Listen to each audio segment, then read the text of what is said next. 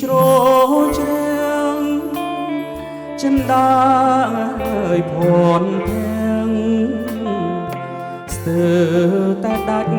វិញ្ញាណ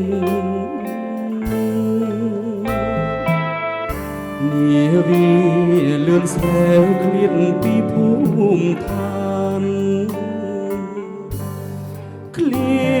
តរូកល្យានបណ្ដុលហាងរតី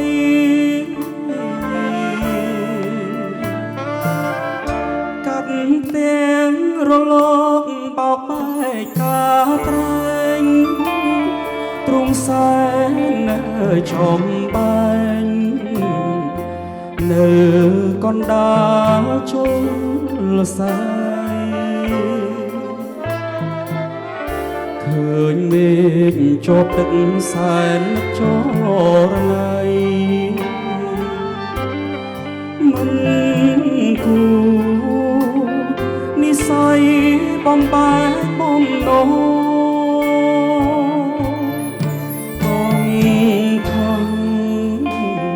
កុំផ្លាំងចិត្តស្រីអកងឬស័យក៏ប្អូនកងបងជួយនាំពាក្យខ្ញុំទៅប្រាប់បាក់ខ្លខត់ស្នេហ៍ខ្ញុំផងកុំអើយបែកចិត្តអោទឹកសមុទ្រជួយកត់ជួយចាំនាំពីអើយបនកម្មផ្ដាំប្រាប់ស្នេហ៍ជីវិត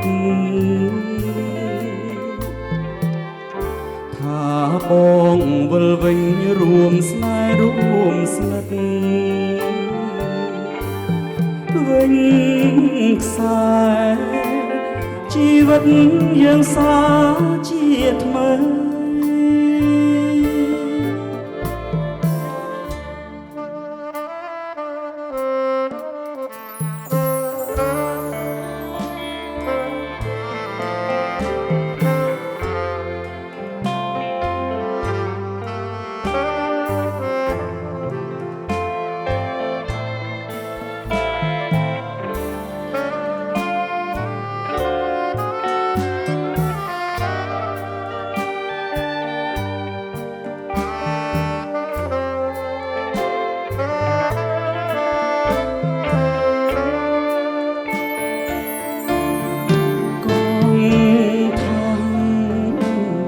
កុំផ្លាំង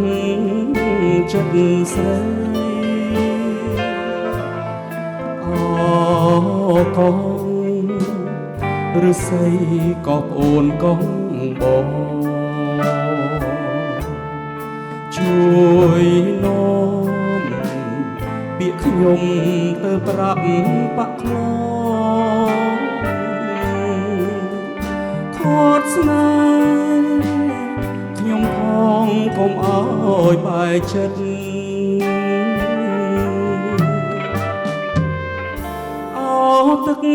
សមុទ្រជួយកត់ជួយចាំនាំពីអើយបនកម្មផ្ដាំប្រាប់ស្នេហ៍ជីវិតបងវិលវិញរួមស្នេហ៍រួមស្និទ្ធវិញខ្សែជីវិតយើងសាជាថ្មី